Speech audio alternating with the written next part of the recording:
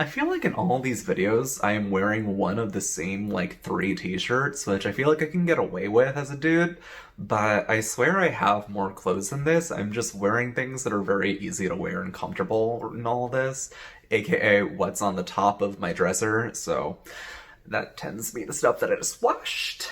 Hi everybody, how are we all doing today? My name is Griffin and I am a self-certified skincare nerd where I love to talk about my journey through the skincare world and helping all of you understand some of the things that might not seem super clear, because I know they sure as hell weren't super clear to me. Today I'm going to be talking about the cult favorite, still to this day, one of the first things that you think of when you hear the word cleansing balm, and that is the Banila Co It Zero Cleansing Balm. This really is what you think of when you think of Korean cleansing balm. It really was one of the first on the market to really kind of boom and take people into this whole double cleansing space on trying to think about what creative ways you could take off your makeup that would be very friendly to your skin and overall just be a fun way to experience it. Rather than using an oil, why not have something solid that melts and takes everything off with it? They're very good for flying with because they have a solid base and you're not going to worry about oil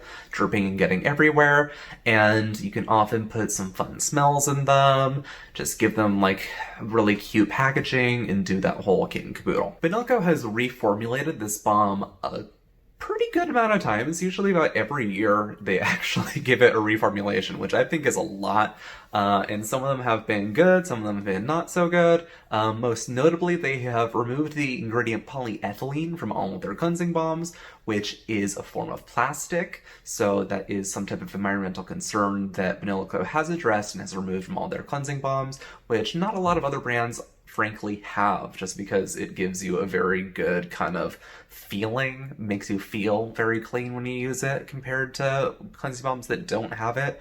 But if you're conscious about the environment, which I am, I'm very happy to know that they do not include this in it. Currently, there are 4 different types of this balm that are being sold. I could have sworn they were talking about releasing a 5th one that was like anti-acneic, but I didn't see it on their website when I was doing the research for this video, and maybe it has come out, maybe it did come out and it didn't do well and they pulled it very quickly. I don't know. But there are 4, and you can see them all right behind me, and they all have the same base, essentially, where it is a collection of fatty acids with some oils, some waxes, and some emulsifying agents all put together so that you have those fatty acids being able to kind of like dissolves like. Your makeup is usually going to be on the more oily side of things. The oil is going to take all the oil mixed together, and then you have the emulsifying agents that will then mix with the water to get it off of your face. They each include slightly different ingredient compounds based on what they are trying to market to you based on them, but it's not clear whatsoever which one is the right one for which person. They are very vague with all of their marketing, and I really wanted to help you make that choice and say, hey, which one is right for me? Which one is right for my skin type? And which one is the best ingredients-wise? There is also a marble edition that's being sold right now, which is the exact same as the pink original one. It just comes in really cute packaging that looks all marbly and stuff. Completely the same, just different packaging. It's also really important to note that all of these have fragrance. Even the one that is marketed towards sensitive skin has fragrance, usually in the form of just the fragrance perfume undisclosed type of thing going on, and you can smell it in all of them. You can smell that they all have some type of smell to go along with it. Personally, I would highly prefer if they did not have it, but this is in a cleansing wash-off treatment, so you're not going to be exposed too long for it to cause issues. If I am going to have fragrance in any of the steps in my skincare routine, it's going to be this one. What's kind of disappointing about all these different kind of products is that there's a very easy way to tell about how much concentration ingredients have in a certain product by taking a look at where they are in the ingredient list. As a lot of us know, the more concentrated an ingredient is, the higher up it's going to be in that list, and the less concentrated, the lower down it's going to be in that list. And there's some ingredients out there that can only be formulated at a certain percentage maximum, which really gives you a good idea about where all the other ingredients are in relation to that. In this case, and in most cases, the ingredient I look for is called phenoxyethanol, which is a very, very famous preservative that's used in almost everything these days because it is a known alternative to using parabens, which a lot of people are afraid of, but you can only formulate phenoxyethanol at a maximum of 1% concentration of your product. So if you see ingredients below phenoxyethanol on the ingredients list, you should know that you have less than 1% of concentration of that ingredient in there. So how much of that is really working for you? And when you mix that again with the fact that these are wash-off treatments, how much exposure that ingredient is actually causing impact to your skin is debatable, and I'm kind of skeptical about how effective it really is. To start things off, let's talk about the classic. I got the full trial set of all four in these little packages, which I'm very excited about because I'm able to kind of test them all in smaller amounts. It is a lot of wasted packaging, so I really hope you all don't go and buy this as well and can kind of hopefully take my word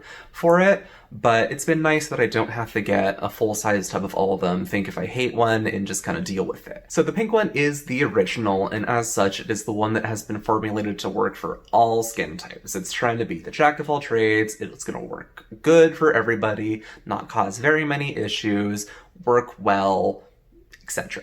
In terms of ingredient list, this is a very basic formula where the only ingredient of note that I was excited about that was above the phenoxyethanol 1% line was Japanese onsen water, which is known to be anti-inflammatory and kind of anti-redness, but this is in a wash-off treatment. You're going to be putting water on it anyway. Not sure how much that's going to be lasting, but it is very interesting to note that it exists in this and it doesn't exist in these other ones, which might make this a more compelling thing for people who want anti-inflammatory kind of things going on with their cleansing routines, which I think most people would. In terms of smell, I think this one kind of it reminded me a little bit of sweet tarts actually, where it definitely kind of had that kind of sweet and kind of candy, like soury, citric acid-y type of thing going on, but it definitely was faint. Nothing too kind of outrageous that would bother me too much, but enough that I could smell it and something that I wouldn't really want on my skin. It does have a slight pink color to it when you look into it, but there is no artificial dye in any of these. These are just kind of the tints that they put into the products based on which herbal extracts they are putting in each of these different containers. And overall, this is just a very no frills, exactly how you expect it to work cleansing balm, where it's going to melt very, very easily on your skin, just needs a little bit of body temperature going on, and it emulsifies very well. Just very classic, works good for just about everyone. The next one in rainbow order is the yellow one, which is known to be the Nourishing One. They say this one is supposed to be good for dry skin in that it has the highest oil content and it's really meant to just kind of help plump your skin back up and do all of that. What's really interesting about this one compared to all of the others is that this actually has a good amount of unique ingredients above that phenoxyethanol 1% line, because as it has mentioned, it has the highest oil content, where it has squalane, it has ginseng berry extract, it has safflower extract, it has evening primrose oil, it has really good oils for kind of emollient properties and concentrations that you might actually be able to see some type of effect from. I really like that it has these extra oils above that 1% line because it means it's doing some more stuff than just the kind of cleansing balm thing going on, where most of the cleansing balm oils are not meant to be absorbed by your skin. They're meant to be able to stay on so that you can then take off all the stuff that it collects with it. Where some of them are going to be that very good emollient property in addition to being able to take off that makeup. I don't know how well it's going to last and work because, gonna sound like a broken record, this is a wash-off treatment, but it works well. Below, there's also ginseng root extract and royal honey, which they market as being like a big selling point, and it smells kind of like a honey, kind of farmy kind of smell to it, very faint, but those almost certainly aren't going to be doing anything for your skin. This is just kind of a cleansing balm. It definitely is very oily, It kind of is the most oily I have felt out of all of them, which makes a lot of sense. And as such, it doesn't emulsify as well as the others, but it still emulsifies pretty well, where as somebody who isn't a makeup wearer, I would be perfectly happy with the amount that this is able to get off of my skin. If you are a makeup wearer, maybe this won't be enough.